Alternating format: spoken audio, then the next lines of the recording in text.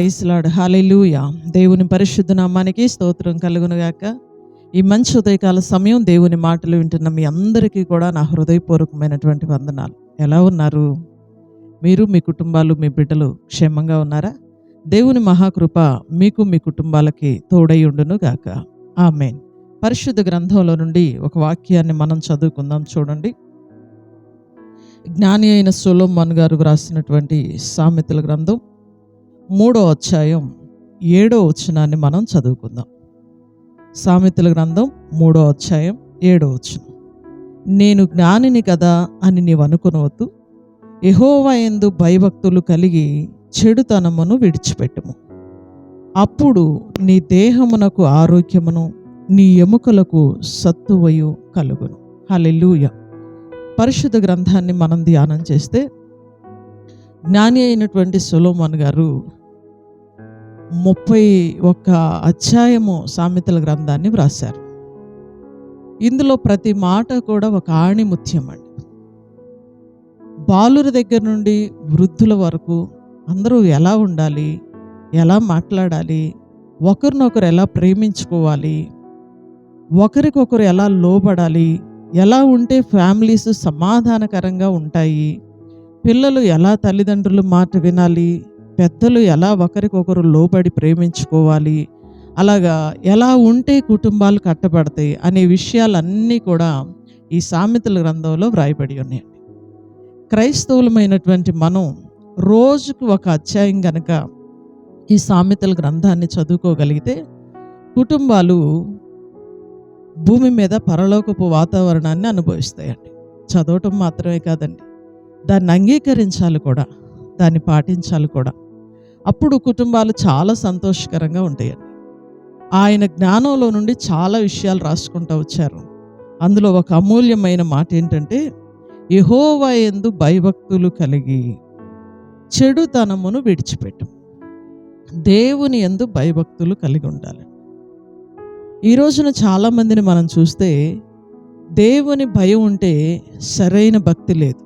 2-3 వారాలకు ఒకసారి వస్తారు, నచ్చితే వస్తారు, లేకపోతే లేదు. భక్తి విధానం సరిలేదండి.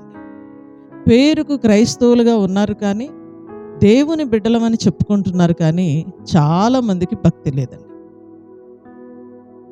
భయభక్తులు కలిగి ఉండాలి. చాలామంది భక్తి చేసుకుంటున్నారు. ఇది 2వ రకానికి చెందినటువంటి ప్రజలండి. చాలామంది భక్తి చేసుకుంటారు. ప్రతి ఆదివారం వస్తారు, ప్రతి శుక్రవారం వస్తారు, ప్రతి శనివారం వస్తారు, విడిగా ప్రార్థన గదుల్లోకి వస్తారు, కుటుంబ ప్రార్థనలకు వస్తారు. భక్తి బాగానే ఉంటుంది. తెల్ల చీరలు కట్టుకుంటారు, నల్ల బైబిళ్ళు చేత పట్టుకుంటారు, భక్తి బాగానే చేసుకుంటారు. కానీ వీళ్ళ దగ్గర దేవుని భయం ఉండదండి. దేవుడు చూస్తున్నాడు, నా మాట దేవుడు వింటున్నాడు, నేను చేసే ప్రతి పని దేవుడు చూస్తున్నాడు అనే భయం ఈనాడు చాలామందికి లేదండి. కానీ జ్ఞాని అయిన సొలొమోను గారి ద్వారా పరిశుద్ధాత్మ దేవుడు మనకేం తెలియజేస్తున్నారు ఈ ఉదయకాల సమయం అంటే, యెహోవా యందు భయభక్తులు కలిగి ఉండాలి. ఇంతకీ భయభక్తులు అంటే ఏంటో ఆ మాట కూడా అక్కడే వ్రాయబడి ఉందండి. యెహోవా యందు భయభక్తులు కలిగి చెడుతనాన్ని విడిచిపెట్టాలండి. చూడండి, దేవుని యందు భయభక్తులు కలిగి ఉండటం అంటే చెడును విడిచిపెట్టడమే.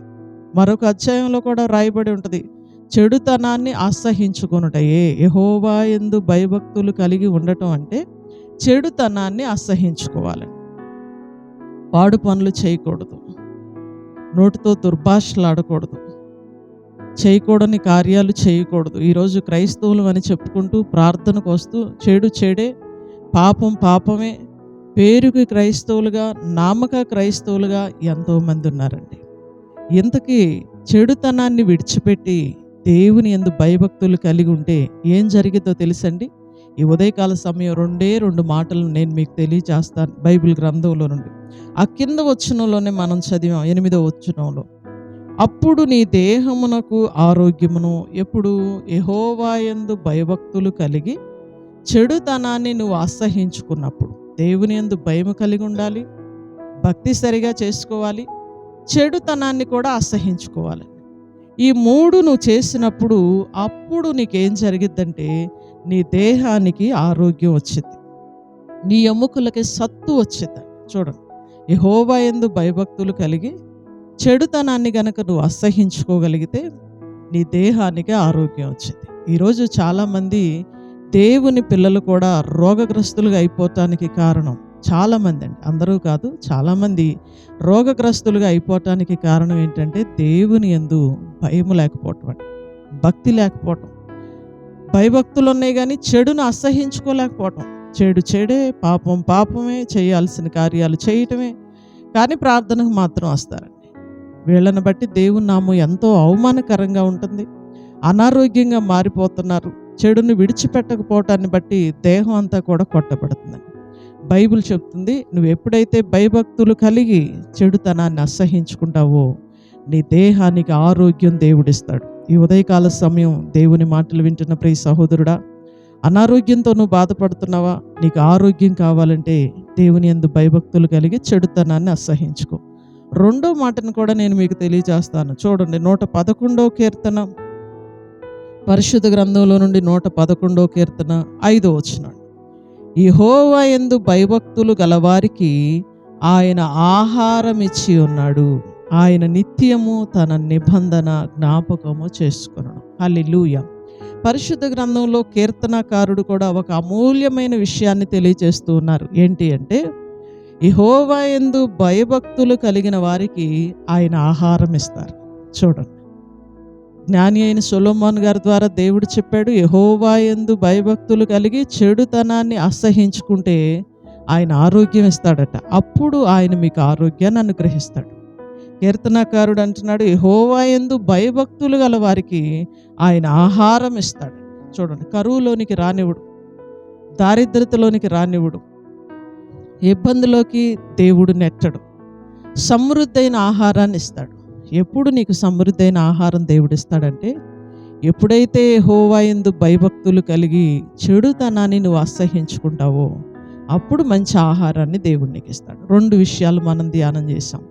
దేవుని యందు భయభక్తులు గల వారికి ఆయన ఆరోగ్యం ఇస్తాడు. దేవుని యందు భయభక్తులు కలిగి చెడును అసహించుకున్న వారికి ఆహారం పెడతాడండి.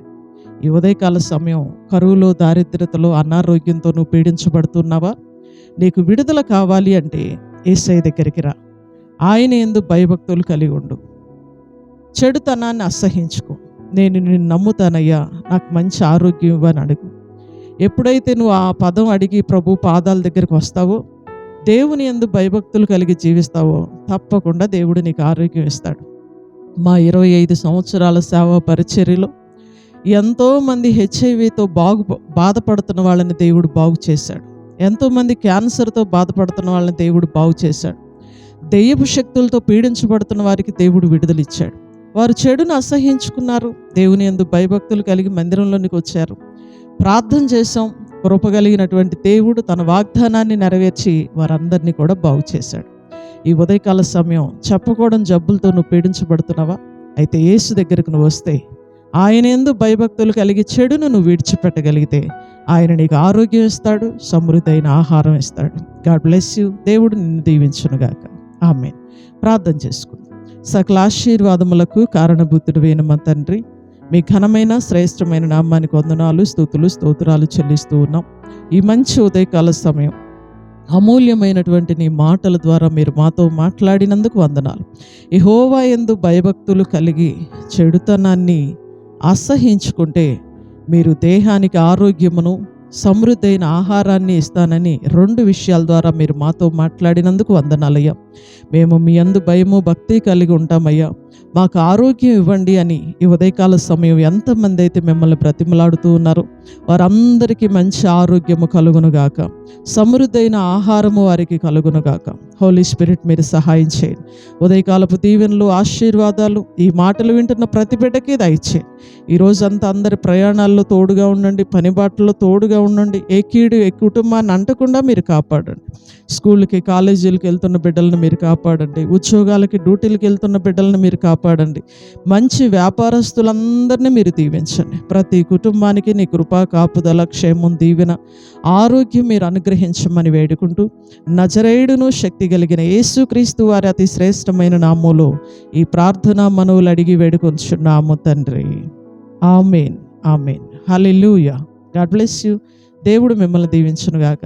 అందరికీ వందనాలు. తిరిగి రేపు ఉదయకాల సమయం ఇదే సమయానికి మరలా మనం కలుసుకుందాం. దేవుని మహాకృప మీ అందరికీ తోడై ఉండును గాక. ఆమేన్. Praise lord.